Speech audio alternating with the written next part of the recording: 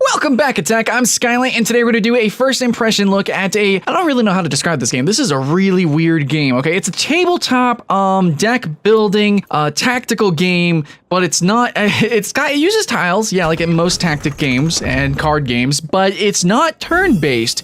I don't know, it's a board game. It's a digital board game. There's a lot of games coming out that are kind of in this vein, you know, like RuneScape Chronicles, you have Duelist, Faria, Labyrinth. There's a lot of really unique tabletop games being turned into digital games, pretty much thanks to Hearthstone showing that card games can work, so why not other tabletop games? So yeah, Wartile is going to be one of those games, and this could only work in a digital medium. Yeah, I still love the appreciation that they have for the tabletop genre, as you can see from their art. In fact, that's what got me really turned on to this game. So Wartile, basically all the maps and everything kind of have, like, it looks like you're looking at a diorama. Like, it looks so beautiful, so gorgeous, and the camera controls work perfectly. You can zoom in and zoom out and just really appreciate the game. It's very vibrant and colorful, and all in all, graphically, the game is just, it's stunning. It's great. I mean, other than the UI and the menus, which are probably the last thing to get updated, but basically the demo that I played, which is very much an early access demo, like, oh my god, guys, this game is literally just a teaser of the game. But what I played was really good. I just want to mention, though, that if you do play this teaser, I don't think, like, anybody's playing the multiplayer, so I didn't get to show you any footage on that. Besides, all the art for the multiplayer is completely placeholder. But I did get to show you some of the campaign. So there was 2 levels. There are 2 levels, not counting the tutorial, that you can go play. They're like short little campaigns. It really reminds me of something like if you go play D&D with your friends or something like that. It's a tabletop experience like that. But I just want to say, Wartile is really unique, okay? Because not only do you have deck building with your cards, because you do have cards that you can play, like at any point, kind of like spells and events and stuff, buffs or debuffs, you know, lightning strikes, stuff like that. But you also have your party assembly, and you can also, not only do you assemble your party with different kinds of units, but you can then further customize those individual units, which is pretty freaking awesome. Man, there's so much to go over about this game, but at the same time, it's early access, so let's not get too hyped. Let's kind of look at this critically now. The game, I think, is going to work fantastically as a multiplayer game because it's not turn-based. So there are some real-time events that you have to keep in mind. Now, to kind of give the game a pace, whenever you move a unit or they do an action, there is a slight cooldown on them, sort of like an active battle system, like in, I don't know, Final Fantasy. But there's no turns, okay? There's no global turn system. There's no global cooldown or anything like that. So you can move one unit at the same time of moving another unit, and they could be doing an action, and then another unit could be doing another action. And in multiplayer, this essentially is going to play like an RTS. Like, that's how it's going to play. Think of an RTS, but it happens to have, like, grids. Okay, it's going to be grid-based, or it's, you know, octagons. It's going to be, like, you have little positions. So think of, like, chess was real-time, I guess, which can only be done in a digital form, among other mechanics of the game. Okay, so to make the real-time aspect kind of come to life, whenever you kill something, the battle points rise up from the corpse, as well as whenever you open a chest, there are going to be gold coins that float up in the air. Now, you have to actually actively click on these items in order to actively receive them. So you can't tell just one unit to go do something and then just let them do that. No, you have to be right there. Your screen has to be right there and actively participating with that unit. So it's like an RTS, but it's not like you're just automating everything, and you know, it's totally a different playstyle from normal RTSs. You are right there with every single action. You are committing every single action. So you have to be really, really fast, which is pretty weird. A lot of people like these kind of games because they are turn-based. You get to have a lot of time to think about what you're going to do. But in Wartile, not so much. So yeah, it's pretty cool that they have taken a board game, brought it to the digital front, and then gave it an RTS sort of mechanic. And it does come into play. It is pretty fun. Now, however, in the campaigns, they might as well be turn-based because as far as I can see, there were no like patrolling units. You know, all the units, enemy units, that just they sort of stood still. Now there is some sort of real-time aspects to them once they do get aggroed, but before being aggroed, they just kind of sit there, and once you go into their line of sight, then they attack. However, I believe that's just for the teaser. I have no doubt that in the full campaign of the game, or in the missions, or whatever they're called in the game, that there will be more real-time aspects added into the game. For instance, there is one event where I got ambushed, which is pretty cool. I wonder if they're going to have more dynamic ambushes, more dynamic events, whatnot. It's just pretty interesting what they have for so far. But for the campaign, this is what I can talk about. Now, I could go on and on about what I think the multiplayer might be like, but let's go and talk about the campaign. So the campaign very much seemed sort of like somebody dungeoneered us level. It really did feel like you were playing with your friends and they set up a little campaign or whatever for you to take the party through. It's very interesting because there are actually there are units that you have to kill, there are chests to loot, there is objectives, and it's interesting because the objective is told to you or given to you via a card. So you spawn in the mission and then it tells you what your objective is. I have no idea if this is going to be procedurally generated, the different campaigns, the different missions, if there's going to be a little bit of randomization with different units, different objectives. Like maybe one objective is to just get from point A to point B, which was sort of the case kind of in these two missions. But maybe one will be like, you need to kill everyone. Or maybe another one will be like, I don't know, like you need to save a certain very particular person and over time they lose health. I have no idea what kind of campaigns that will be in the game. All I know is that what potentially might be in the game is really, really exciting, especially because it is real time. Absolutely, they could do so much. Like I said, with a hostage situation,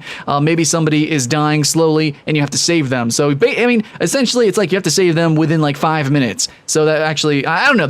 I'm just saying, I'm pretty hyped about the game. But fuck the speculation. Let's just see what is actually on the screen. And the game it pretty much speaks for itself, right? Like you get some cards and you have battle points. I think you start off with around 10 battle points, and the battle points is essentially your currency, or it's like your resource to use these different cards, and it's really hard to get battle points. You need to kill creatures, you need to take over forts, and that's how you get battle points.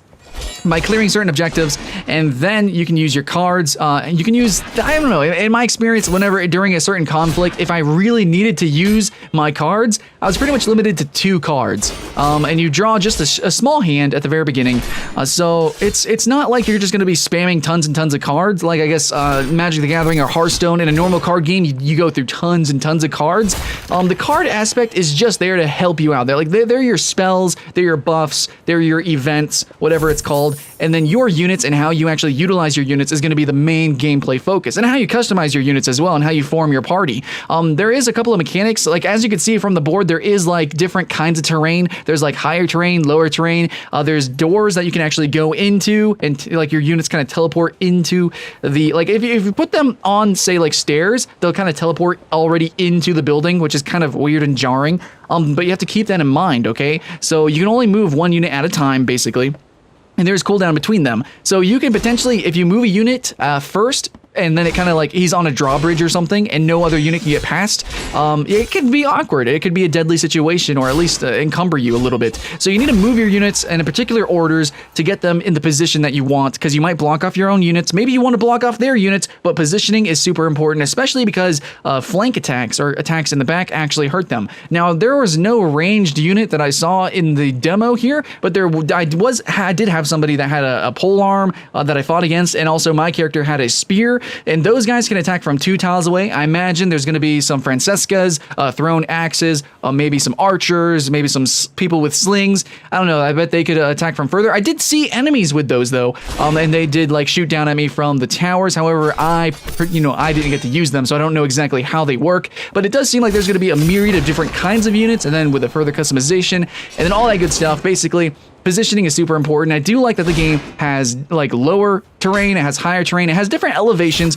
and that makes it really exciting. That was something that was kind of fun in Final Fantasy Tactics and a couple of other tactics games, but modern day board games are generally very, very flat, so it doesn't really come into, play there, but in this game in Wartile, it absolutely did. I'm not even sure what else I can mention mechanically about the game. The gold that you're seeing is only used outside of the game to get more, like it's a currency used to actually purchase new upgrades, new armors and stuff, potentially new cards. I don't really know, it's not fully featured, but that's the gold. Doesn't help you during the particular campaign, so it's extra. However, there was this one situation where I was streaming, and actually all this gameplay is taken from my stream, by the way, twitch.tv/Skylent. Anyways, I was streaming, and I was like, you know what, the game isn't fully featured, there's no point in really getting this gold, so I'm not going to go get that chest that's over there. And when I passed the chest, boom, there was actually, I actually got jumped by a couple of enemy units. But don't worry, I was able to handle it, but it was still just kind of fun. It was just a fun thing. So it seems that getting the gold chest, it does kind of make the mission a little bit more difficult. You don't need to get the gold, but if you want want to kind of get more units faster, you know, it's a currency, then you want to go and get the gold. It's just something cute and fun that you can do with Wartile. Now, I really am interested to seeing these different campaigns, because one thing that they're really proud of in Wartile is the diorama setup. You know, the art, the graphics, it looks really good. The multiplayer was completely blank. It was like literally white and gray tiles. But for these campaigns, it looked really, really good. I really like them. So I want to see what kind of really creative mechanics they can put into it. Yes, but also just artistically, the different scenarios that they can do. And there's a little bit of text. I will say that there was a lot of translation errors. It's kind of hard to read this on stream. I fumbled a lot. There definitely was translation errors. But for the most part, the game was actually really intuitive. I was able to pick it up and play. And I want to see this get funded. Now, they are at, currently, it's about 24,400 US dollars. They need about 3 times that, or two, in between 2 and 3 times that. They need about $80,000. So yeah, hopefully it gets funded. They got 20 more days. I want to fund it. I want to see this game being played. Now it's really cool. Yeah, I really love the minifigure concept, and yet it's real time. It's not turn based, which separates it a big amount. It looks beautiful. It looks gorgeous, and mechanically, I don't know like what all is going to go into the game, because this was just such a small, thin snippet of the game, right? Like, I don't know how ranged units act. I don't even know what kind of spells are really going to be in the game. We just had basic things, like they said buff.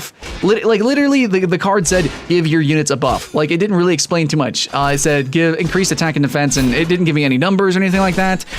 Some cards said like lightning strike, right? And what does lightning strike do? Well, apparently it insta gives 1 unit. I mean, it doesn't really explain that. So I don't know what kind of spell cards are going to be in the game. All I can tell you is that it's going to be sort of like a low fantasy. It's going to be sort of like down to earth, and maybe not quite historical, but kind of has that medieval historical feel to the game. It's real time. It's a real time tabletop strategy deck building card game thing. It's really weird, but really, I don't know. I'm giving you the gift of gab, but I'm not quite explaining what the game potentially could be, that I believe it could be, because the game is really vague right now. We don't know what it potentially could be. Honestly, all I know is that it could be anything. It could be great. They could have tons and tons of amazing campaigns, expanding campaigns, episodic campaigns. The multiplayer could be competitive. It could be really fun, like any RTS. It could be fantastic. The cards could be expansive. It could be incredible. There could be lots of different units. Right now, we just have sort of like a snippet of the Franks or Vikings sort of thing going on. Maybe there'll be like, I don't know, ancient Greeks. I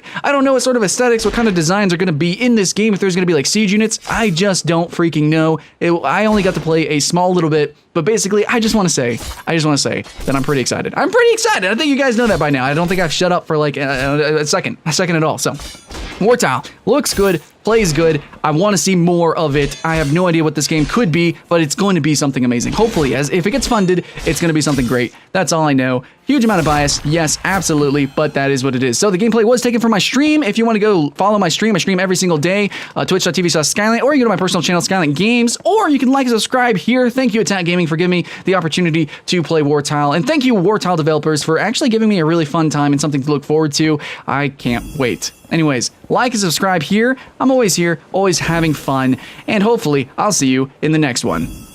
Welcome back, Attack, and today we're going to be talking about 2016's best MMORPGs. These are going to be the new MMO games that we get to experience, at least in the West. Yes, some of these games are going to be localized titles, but for the most part, these are going to be entirely new MMOs, so get hyped for that, and these are going to be the games that we are almost certain will actually launch in 2016. But with that in mind, let's go ahead, jump right into it, starting at number 10.